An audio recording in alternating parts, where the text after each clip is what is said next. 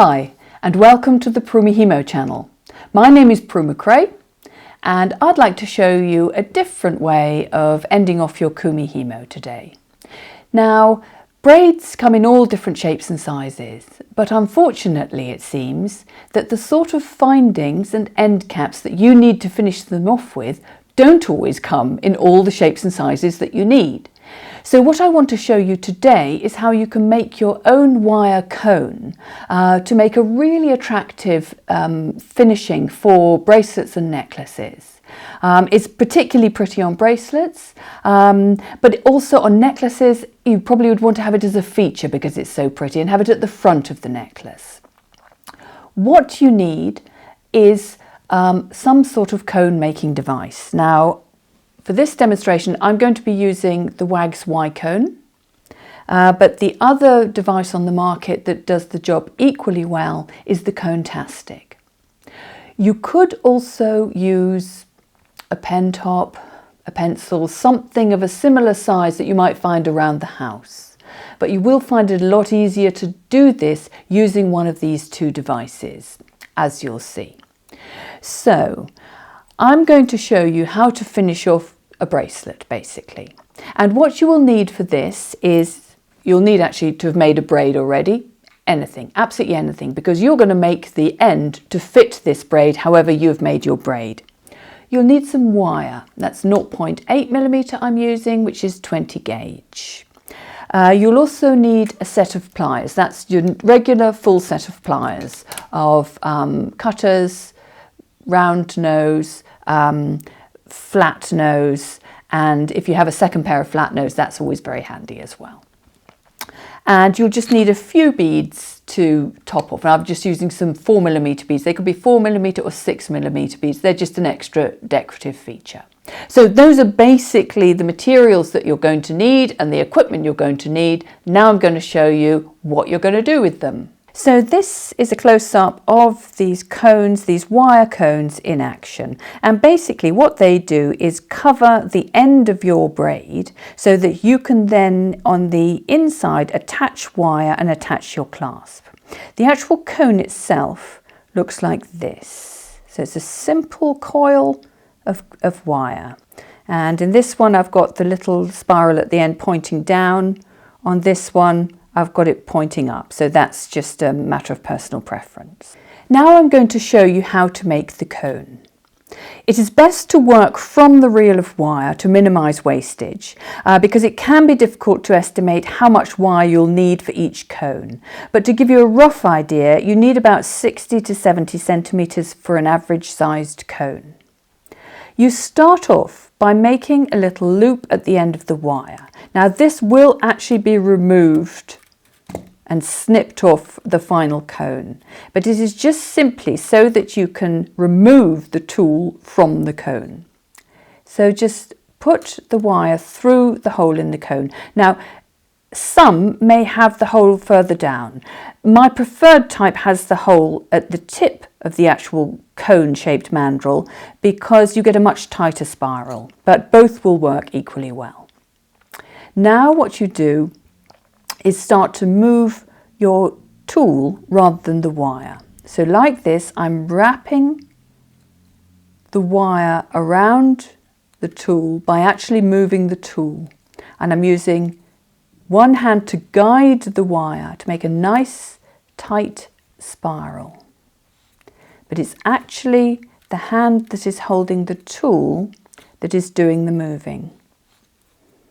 And so I just continue, just guiding it into position until I have the size I want. And because it's a cone, this means that you could have a small one for a thin braid and a much thicker one for a thick braid, obviously. But when you get to the point where you think it's big enough, stop twisting and then measure. You want to have a little spiral at the end. I mean, you can just snip your wire there if you want to. I think it looks pretty if you just have a little spiral at the end. And I tend to find that about 2.5 to 3 centimetres will make me a nice size spiral. That's about 1 inch. So I'm just going to snip that off. Now, if you're making matching matching cones, you do need to measure this and make sure you get the same length for both. So I'm now just going to snip away my wire, and then keeping the wire on the tool, I'm now going to start making a spiral. So the way I do that is I simply do one little tight circle, and then that's not a very neat circle. So what I do is I trim that off, just so I cut off the little straight bit, and I'm just going to cover that over so it doesn't fly everywhere. And then I continue to make my spiral. So I start it with round nose pliers, and then I take flat or chain nose pliers to continue, and just continue. I'm just going to turn that round, make it easier for me. And just continue to make a nice little spiral. You can make it tight or you can make it loose, whatever you want. This is just decorative. It's just a decorative end to your piece. And then you can either squash it up like that or squash it down as I showed at the beginning. So now it's made, now you need to get it off. And this is where it's crucial that you did do that little loop at the beginning, because that gives you something, because without that you wouldn't be able to get this off, and that gives you something to snip. So you just snip through the loop, remove the excess wire, and then you have your little cone. And what you now need to do is just remove that excess.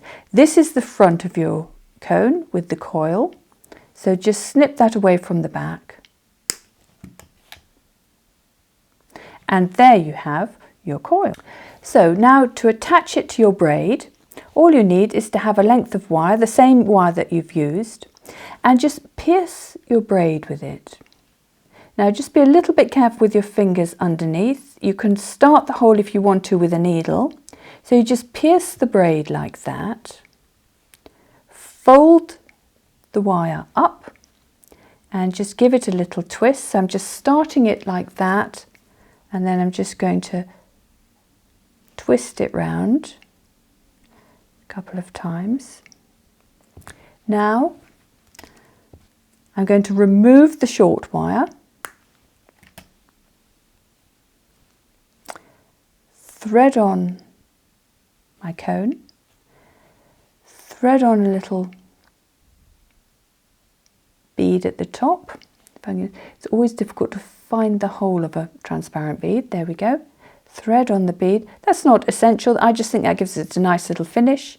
And then quite simply, I'm going to do a wrapped loop. And that's quite straightforward to do. All you do is grip the wire nice and close to the bead, and just make sure you can compress that cone by pulling down like that. And now make your wrapped loop, which you do by pulling the wire towards you, changing the grip,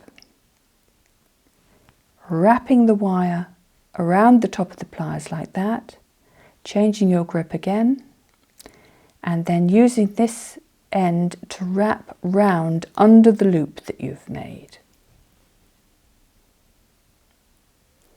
Then just trim off the wire.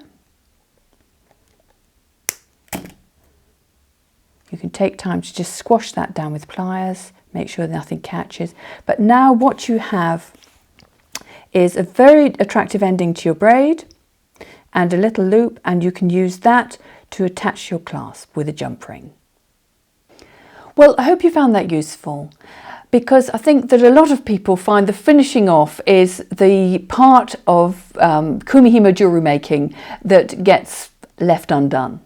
And I think that if you've got a wide range of ways of finishing off your kumihimo, you're more likely to be able to get those unfinished items finally finished and start wearing them. So I hope you enjoyed this method, and I hope you'll agree that it is a really versatile way and a really useful way to be able to finish off your braids when you just don't have that right end cap. I've got lots of other things to show you.